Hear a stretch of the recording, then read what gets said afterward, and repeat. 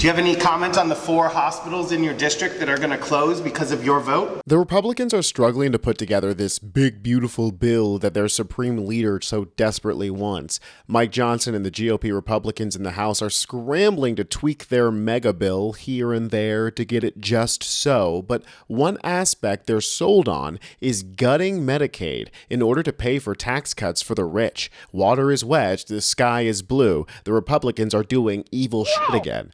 So much so that even Trump is telling them don't fuck around with Medicaid. We'll dive into what happens when you do in just a second, and just how truthful Trump is about that statement. But first, if you're enjoying the coverage here and you'd like to join our resistance, you can by subscribing to Really American. It's free and it helps us greatly. Thank you. Thank you. First, I think it's important to point out who is being affected with these Medicaid cuts. All week, we've seen interruptions to Senate hearings from protesters who are justifiably pissed off that the government is attempting to kill them. Here's just a short collection of some of the more impactful moments that I could find. $10,000 a month. And really, you look at me, I'm from Youngstown, Ohio. How if you cut all these cuts, how the hell would I be able to shop at that store? We check all the boxes. Joe's retired from Navy, 23 years chief. We've adopted our children from foster care. We work. We provide for our family. We contribute to our society. We volunteer in our communities. We feel it now. Our daughter has severe special needs. She actually has a rare form of diabetes that we had to fight, and Medicaid was able to cover to get her tested and diagnosed. We check all of the boxes. Now what? What do we do? Would you mind telling your colleagues in Washington that when they're burning down this house, there's people still inside? My kid is inside. I wish it was just as simple as being able to take my medication to fight my leukemia. But right now, Donald Trump is on Capitol Hill, convincing Republicans to slash Medicaid for his budget bill that gives money to billionaires and makes people like me not only have to fight cancer, but fight the government for my dignity. My medication costs $246,000 a year. Without Medicaid and all of the social safety net, I don't have a shot. Neither do millions of cancer patients across this country. So do what's right. Tell everybody you know, tell the government, tell your congressperson. Americans need Medicaid. And it's not like the Democrats haven't been pointing out that these Medicaid cuts are part of this big, ugly bill. Representative Greg Landsman from Ohio pointed this out last week during a Senate hearing, and the GOP's Josh Haley was sounding the alarm to his own party that this guy points out himself. Like, hey guys, maybe it's not a good idea to kick the legs out from underneath our own constituents. You're shrinking Medicaid by $715 billion. That will mean that 8.6 million people will lose health insurance. You're cleaning up the rolls, as you said, removing people through red tape, co-pays, and cuts to states. So in the last 30 seconds of my time, I do think that you should heed the advice of Republican Senator Josh Hawley when he says, walk away from this. This is morally bankrupt and politically suicidal. Do you agree with the Speaker? Is this bill not a cut to Medicaid? Well, the right thing to do is not to cut Medicaid, so I'm glad to hear him say that. Manu, it ought to be just a basic foundational principle. It is wrong to cut health care for the working poor, and that's what we're talking about here with Medicaid. My state is a Medicaid expansion state.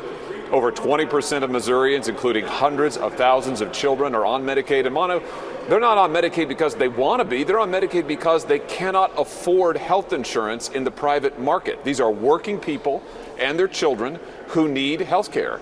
And it's just wrong to go and cut their health care when they're trying to make ends meet, trying to help their kids, trying to make sure that they're able to provide for their families. So I hope that the House GOP and the Senate GOP will get the message here. By the way, President Trump has said the same thing. No Medicaid benefit cuts.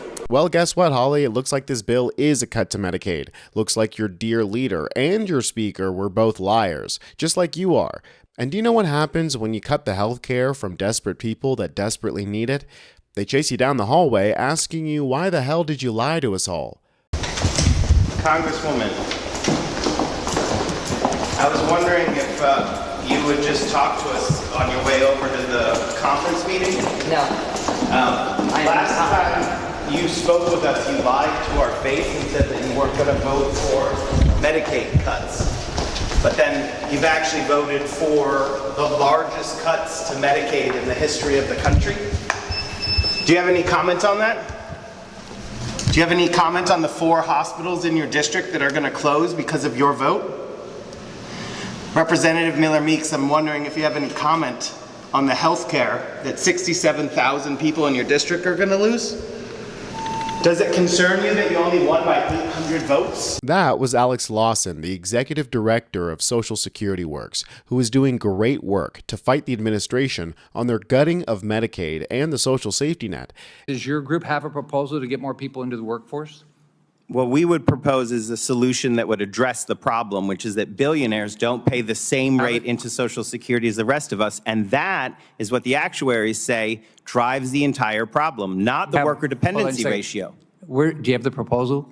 I have a proposal that would solve the problem, not one that would aim at something that does not factor in. Can you send me the proposal? Absolutely. Okay. It's Senator Sanders' bill. I'm a co-sponsor. So Blow the cap. It's the blow the cap bill. Create a donut hole so someone who earns less than $400,000, but more than what the current top number is, which is what, 176. Yeah, 176 right now, that they don't pay any additional, but that you get that 6% for all income above $400,000. That's the bill. And this pressure works. Again, Trump is warning the Republicans that they're being too brazen with their efforts. Here's the headline from USA Today. Don't fuck around with Medicaid. Trump works to clear out GOP opposition policy bill. Now, we all know they're going to cut Medicaid anyway, and he's just saying this to cover his ass, so his base believes that they aren't going to cut Medicaid while their benefits just sort of disappear.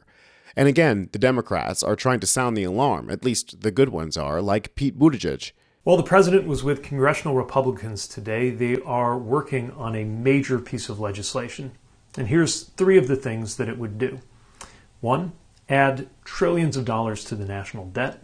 2, cut taxes for the wealthy. And 3, kick millions of Americans off of Medicaid.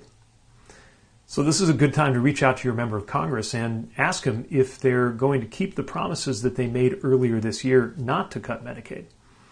This bill is bad policy no matter which part of the political spectrum you come from. Most conservatives I know hate the idea of adding trillions of dollars to the national debt. Most liberals I know are especially troubled by the idea of more tax cuts for the wealthy.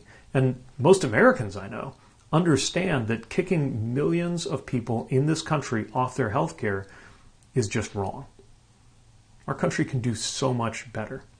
And it starts by demanding that this Congress put together a budget that actually reflects the values of the American people. Keep an eye out, folks, and if you live in a red state, be sure to call your representatives and let them know how you feel about Trump's cuts to Medicaid to pay for his rich friends' tax cuts. I'm Tony Hinderman with Really American, and I'll catch you next time.